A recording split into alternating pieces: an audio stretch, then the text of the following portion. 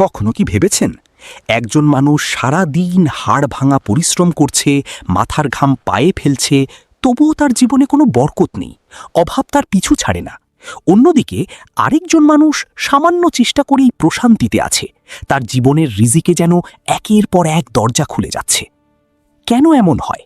রিজিক কি শুধু আমাদের পরিশ্রমের ফল, নাকি এমন কিছু আমল আছে যা করলে স্বয়ং আল্লাহ আসমান ও জমিনের বরকতের দরজা খুলে দেন? ইসলামের ইতিহাসে আমরা এমন অনেক ঘটনা দেখি যেখানে মাত্র কয়েকটি আমল একজন মানুষের জীবন সম্পূর্ণ বদলে দিয়েছে। আজ আমরা কোরআন ও সহি হাদিসের আলোকে সেই 5টি বিশেষ আমলের কথা জানব, যা করলে আল্লাহ অপ্রত্যাশিতভাবে মানুষের রিজিক বাড়িয়ে দেন। এর মধ্যে শেষ আমলটি এতটাই শক্তিশালী যে আলিমরা বলেন এটি মানুষের জীবনে কল্পনাতীত বরকত নিয়ে আসে। চলুন শুরু করা যাক। ইসলামের রিজিক মানে শুধু টাকা বা সম্পদ নয়। রিজিক মানে হালাল খাদ্য, মানসিক শান্তি, নেক সন্তান, সুস্থতা, জ্ঞান এবং জীবনের প্রতিটি কল্যাণ। আল্লাহ কোরআনে বলেছেন, পৃথিবীতে বিচরণশীল এমন কোনো প্রাণী নেই যার রিজিকের দায়িত্ব আল্লাহর ওপর নেই। তবু আমরা কেন অভাবে থাকি? এর কারণ ইসলাম আমাদের শুধু কাজ করতে বলেনি, বরং এমন কিছু আধ্যাত্মিক আমল শিখিয়েছে যা রিজিকের অদৃশ্য দরজা খুলে দেয়। প্রথম আমলটি হলো তাকওয়া বা আল্লাহভীতি। মদিনার এক নীরব রাতে এক সাহাবী এসে রাসূলুল্লাহ সাল্লাল্লাহু আলাইহি ওয়াসাল্লামের কাছে প্রশ্ন করলেন, ইয়া রাসূলাল্লাহ, মানুষের জীবনে বরকত কিভাবে আসে? রাসূলুল্লাহ সাল্লাল্লাহু আলাইহি ওয়াসাল্লাম তাকওয়ার কথা স্মরণ করিয়ে দিলেন। আল্লাহ কোরআনে ঘোষণা করেছেন, যে ব্যক্তি আল্লাহকে ভয় করে, আল্লাহ তার জন্য সংকট থেকে বের হওয়ার পথ করে দেন এবং তাকে এমন জায়গা থেকে রিজিক দেন যা সে কল্পনাও করতে পারে না। তাকওয়া মানে শুধু ভয় নয়, বরং প্রতিটি কাজে আল্লাহকে স্মরণ করা। যখন মানুষ গোপনে ও প্রকাশ্যে আল্লাহকে ভয় করে, তখন তার জীবনের অদৃশ্য দরজাগুলো খুলতে শুরু করে।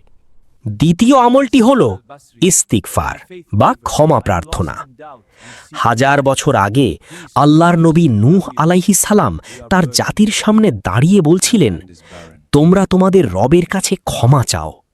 তিনি আসমান থেকে তোমাদের উপর প্রচুর বৃষ্টি বর্ষণ করবেন, ধন সম্পদ ও সন্তান সন্ততি বৃদ্ধি করবেন এবং তোমাদের জন্য বাগান ও নদী দান করবেন। ইস্তিগফার শুধু গুনাহ মাফের জন্য নয়, এটি রিজিক বৃদ্ধির অন্যতম বড় রহস্য।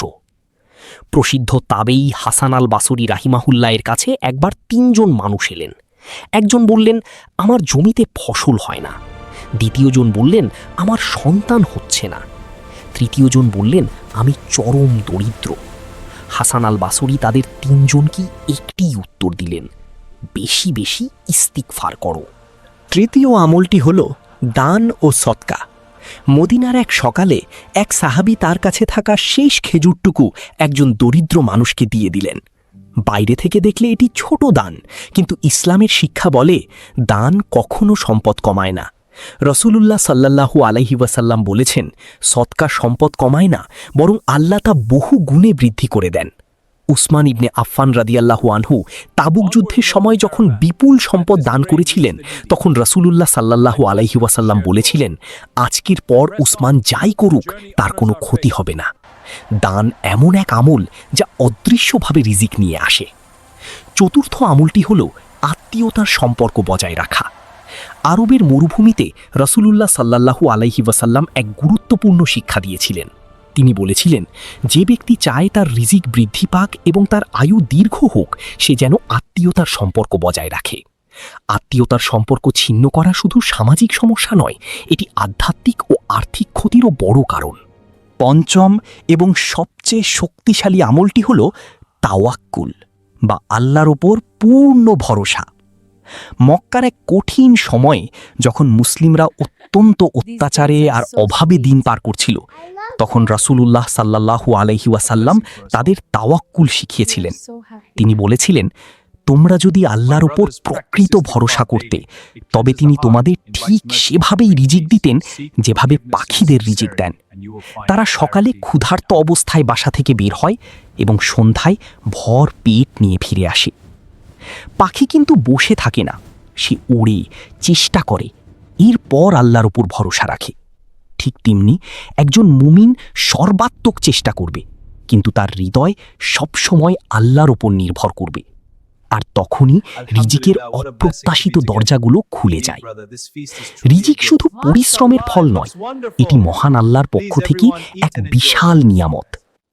আজ আমরা যে 5টি আমলের কথা জানলাম, তাকওয়া, ইস্তিগফার, দান, আত্মীয়তার সম্পর্ক বজায় রাখা এবং তাওয়াক্কুল, এগুলো শুধু আধ্যাত্মিক কাজ নয়, এগুলো মানুষের জীবনের বাস্তব পরিবর্তন আনে। যখন একজন মানুষ এই পথগুলো অনুসরণ করে, তখন তার জীবনে শুধু সম্পদ নয়, বরং শান্তি, বরকত এবং সন্তুষ্টিও চলে আসে। হয়তো আজই সেই দিন যেদিন থেকে আমরা আমাদের জীবনে এই আমলগুলো শুরু করতে পারি। কারণ কে জানি, আপনার জন্য হয়তো আল্লাহর রহমতের দরজা ঠিক এখনই খুলতে যাচ্ছে।